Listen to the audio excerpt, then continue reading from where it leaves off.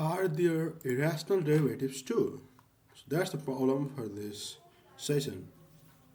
And yeah, some way we may try to find them, but it doesn't really make sense. But we can in some way by misusing the power of generalization.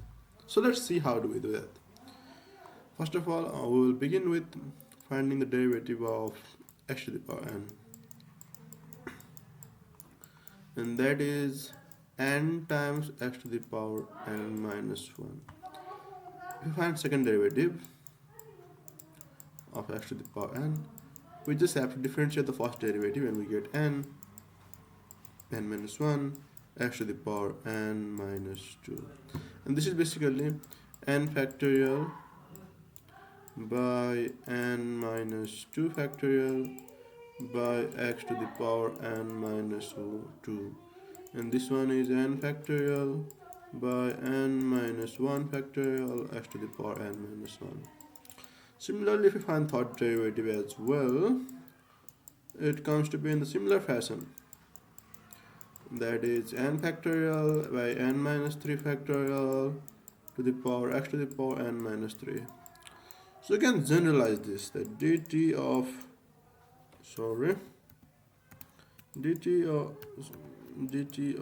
dx to the power t of x to the power n is actually n factorial by n minus t factorial x to the power n minus t.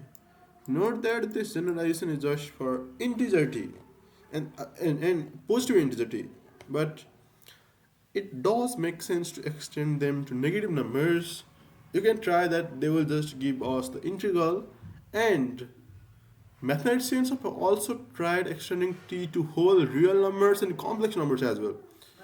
So that's just some sort of misuse, but if that makes sense, it's okay to do that, because there have been times the generalization have helped us a lot. For example, with the binomial formula as well, you can make the powers real numbers, though initially it was to be positive integer. Yeah, there have been times, and so we will just use that part of mathematics or mathematicians behavior. If we substitute now t as pi and also n as pi,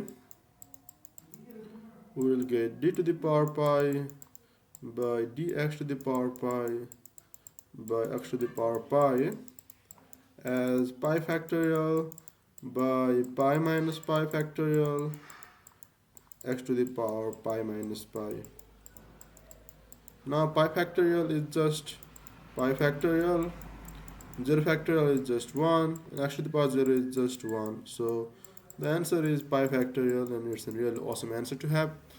Now to find the pi factorial, you just need some sort of F-sort mathematics, or you can also use some calculators, probably Wolfram alpha, to find the gamma function of pi plus 1.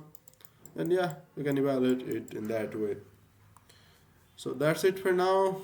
I hope you enjoyed this integral and the way we generalize the nth derivative to get some awesome results. Thanks for watching. Look forward to seeing you in the next video. Be with us. Like, share, and subscribe, and enjoy the problems.